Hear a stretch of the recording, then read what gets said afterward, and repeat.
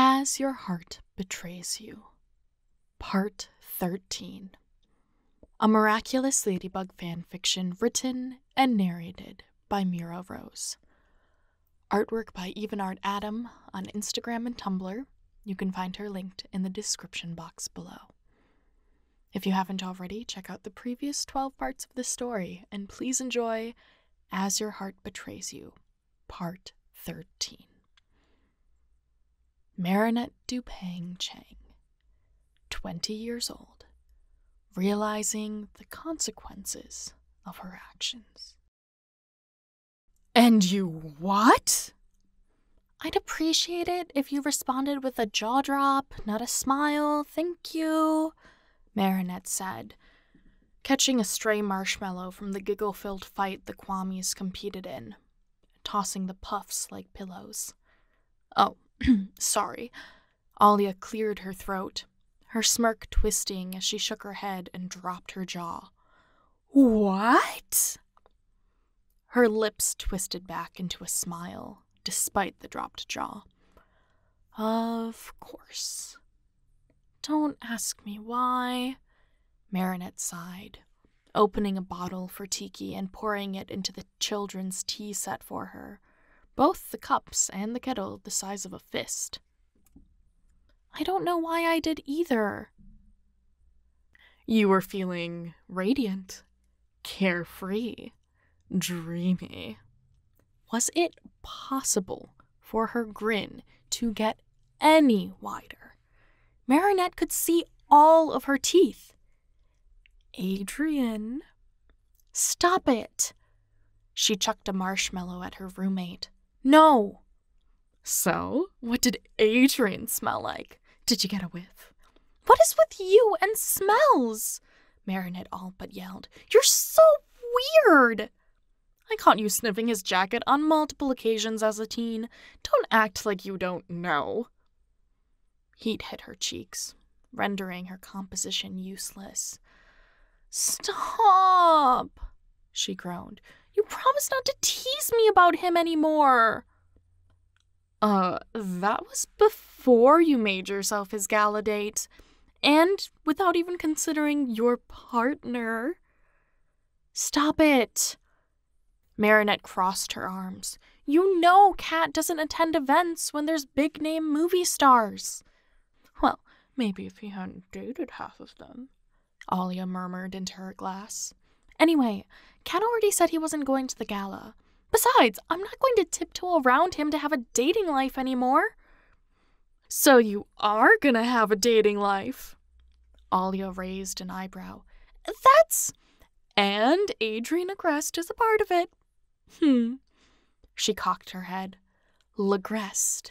Has a nice ring to it. No. Marinette stuck a finger in her face. No ship names. I mean it. You literally embroidered Adrienette onto your pillowcase when you two started dating. And now I wish I kept it so I could smack you with it. Adrienette walked so Lagreste could run, Alia snorted, already laughing at her joke. Arg. This was an impossible situation to get out of, and she'd created it herself. Great. Her last week was full of screw-ups and slipped tongues. Drink your soda and keep watching. Are you referring to Loki? She pointed at the screen. Because, trust me, that doesn't have my attention right now. You're impossible! Marinette pulled herself off the couch, retreating to her bedroom. The Kwamis were having a bonfire. Her roommate snickered on the couch, and Tiki enjoyed her soda. For a rare blip of time, Marinette was alone. But being alone meant there was space to sort out her thoughts. No thoughts. She was going to the gala with Adrien. It would throw off Cat Noir, because, despite her ever-wavering feelings for him, it would be best to not date him. Sure, that confidence would waver the next time she saw him, and the next, and the next, and the next, but that's the way of the heart, right? Constantly treacherous and bleeding red. She should get some work done instead and take her mind off of all of it. Her phone lit the room, making her a victim as her heart skipped a beat. Was it Kat? Adrian? Or someone else? One way to find out, sure, but she could wait to check it. She could not, in fact, wait to check it. Her resolve lasted mere moments before she flopped onto her bed and unlocked her phone to check the DM sent through Discord. It was Cat Noir. It was Cat Noir theorizing about 1989, Taylor's version. The nerd. He would message her because of a merch drop. He'd been talking about her re-recordings for months at this point, but it's not as though she hadn't let him. Whether it was for their shared love of the artist or from the sparkle in his eyes, she couldn't tell, but nonetheless, she'd always given her ears. 13 messages, right after the other, all for a merch drop theory. Nerd. But without him knowing it, he'd saved her again. The anxiety and frustration from the room behind her and her own actions melted as she started messaging her partner back. For a guy with a dark aesthetic, he sure brightened a room. Even so, guilt nagged at her. She should tell him about going to the gala with Adrian. He was sure to have a unique take on it, not only as her partner, but as someone who helped pick her up after Adrian broke up with her. Well, now that he knew the girl he gave comfort to happened to be the girl he paraded around town in a mask with. Lunch? She typed, pressing send before she could talk herself out of it. The Cat Noir is typing disappeared, and she felt her heart sink.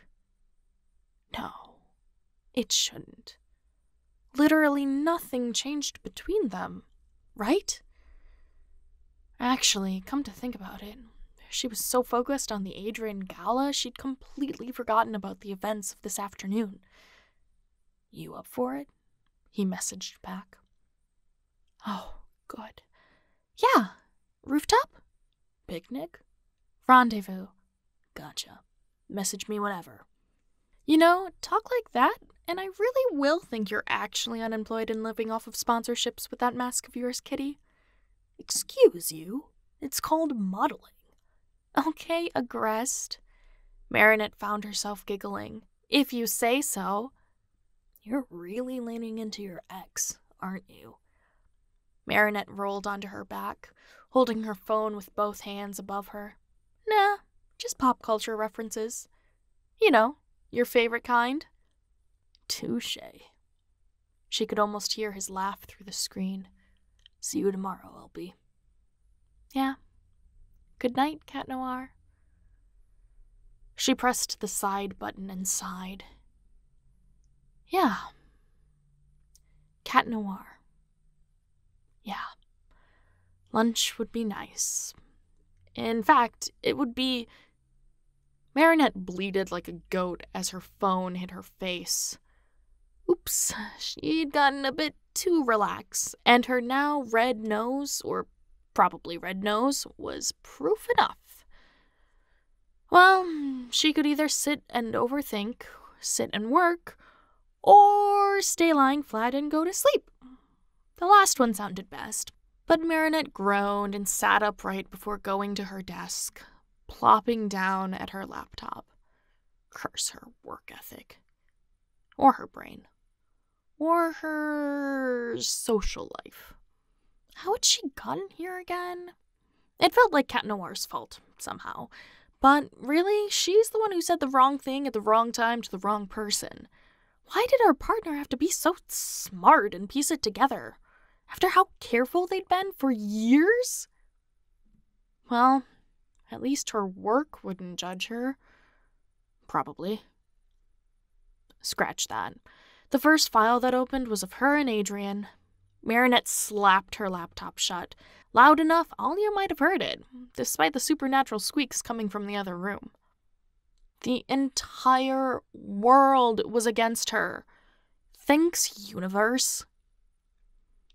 2.5 hours later, Marinette stared at her bedroom ceiling, utterly regretting her decision. She'd napped instead of traveling through a healthy sleep cycle, and knew she wouldn't get back to it. So either she could stare at the ceiling until her body decided to take a second nap at the brink of daylight, or she could get out of bed and go do something. And for once, something seemed like a better option. "Tiki?" she whispered, the room dark. "Yeah?" A squeak came from her top dresser drawer. "I want to go out. Are you cool with that?" "Of course." Her little partner's yawn echoed louder than her response. "Thanks." Marinette knew she wouldn't be able to see her smile, but she did it anyway. "Spats on." Ladybug didn't have a plan as to where she would go, but she left anyway, running from rooftop to rooftop, her suit a darker shade of red than usual to blend in with the night. It was something she'd always been a bit envious of Cat Noir for. He could camouflage like nobody's business, but she was always the bright spot in a fight. Ugh, curses. She ended up across from the Agreste mansion. It made sense, given her thoughts of Adrien and how many times she'd used this roof as a catch-your-breath spot, hoping, dreaming she'd see the young man of the house, if only for a glimmer, before leaving. Only this time, now as a fully grown adult, she didn't leave. She stayed rooted on a rooftop across the street. And for what? There wasn't so much as a light on inside the oversized rich man's propaganda piece. Who needed a house that big anyway? Well, Adrien inherited it, kind of. As gaudy as it was still a good building to have, although he'd certainly have to pay a wealth tax. There was no way it was worth anything less than 1.3 million euros. If anything, it was multiple times that. And the taxe d'habitant and the taxe foncière, no thanks. She'd keep her shared 2-bedroom apartment. She might be an arguably successful businesswoman, but she'd need to be at least 17 times bigger to even start thinking about moving out, much less get a building like the Agreste mansion. Actually, she'd need to be like 900 times more successful to start thinking about something like a mansion, but that was beside the point. "Ladybug?" she squeaked, twisting to throw a punch as she was taken off guard. "Cat Noir!" she gasped, half grateful he caught her by the wrist so she didn't hurt him, and half displeased in her reaction abilities. She needed to catch up on training. "What's going on? Visiting your ex?" "What? No." Ladybug waved her hand vehemently. "No, I was just passing through. Not visiting. Just noticed lights off is all." "You take note?" His eyes, nearly glowing green in the night, trailed from her to the building. He still hadn't let go of her wrist. "Old habits die hard." She didn't tug away. "And here I thought you were too excited to see me." "I'm sorry?" His teeth shone as he grinned, the streetlights below glowing just enough for her to make out his jawline. "Lunch tomorrow." "Ah, right." "Although I am curious about you and Adrien." His grip tightened just a hair as he spoke. "You know, Alia will never be persuaded that you didn't try setting me up with him yesterday." He kept his eyes on the 2 large building, grand and magnificent, but somehow an eyesore when you take in what surrounded it, like it was out of place or from another timeline. 2 days ago." "Huh?" "It's midnight." As if he commanded it, the bells of Notre Dame began to ring, and she turned toward it. "The midnight mass." Cat pulled her hand to his lips, brushing a kiss onto her knuckles. Ladybug turned back, eyes wide, and saw the smile on his face, soft and gentle. "Happy birthday, my lady." "That's right." today was her birthday. You remembered. Had I known you'd come out, I would have prepared something for you. He tore his gaze away, but for a moment, the glow of the streetlights against his silhouette struck her as beautiful, like the universe prepared a gift for her eyes. Lunch, she all but whispered. You didn't put 2 and 2 together? He chuckled, turning back and looking down. He'd always been a head taller, but now she felt shorter than usual. Then again, gone were the days where they compared growth spurts back to back. Goodness, does he count as a childhood friend? She was 13 when they met, after all. I've just been so busy, She cut herself off, eyes trailing to the bakery. Oh, I'll need to stop by my parents in the morning. My father's always... Kat squeezed her hand. Don't worry about it. She narrowed her eyes. You're gonna escort me to a surprised birthday party, aren't you? His grin gave him away. I didn't mention anything about a party. But I shouldn't pry? He held his smile. But you shouldn't pry. How could she nonchalantly look at the bakery when Cat Noir, lit by Paris, was next to her and holding her hand? Feelings aside, as well as their never-ending jokes, he really could be a model. But maybe the bokeh effect in her eyes were focused because of her feelings.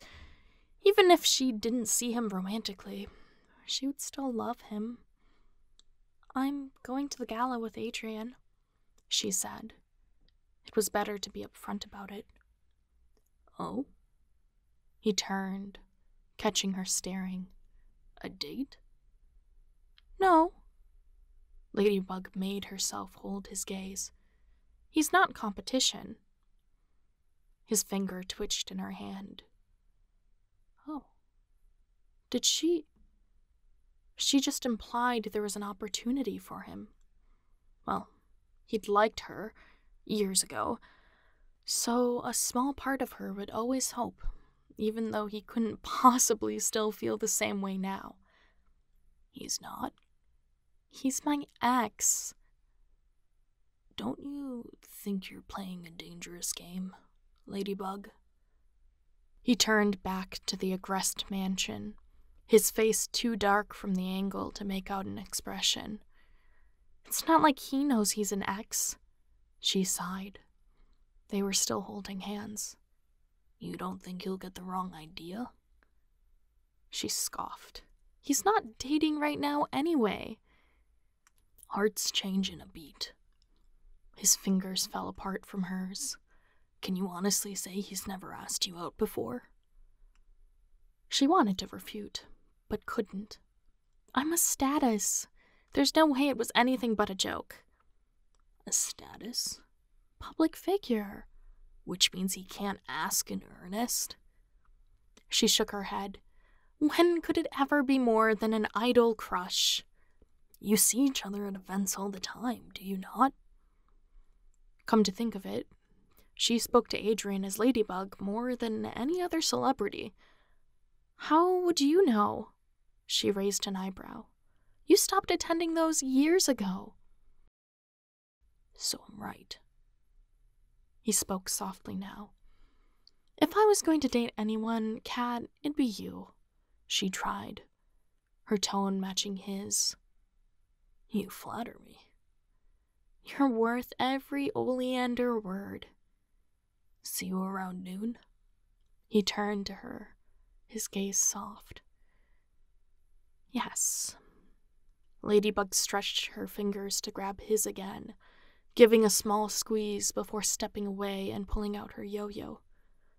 I'll see you then. Good night, Ladybug.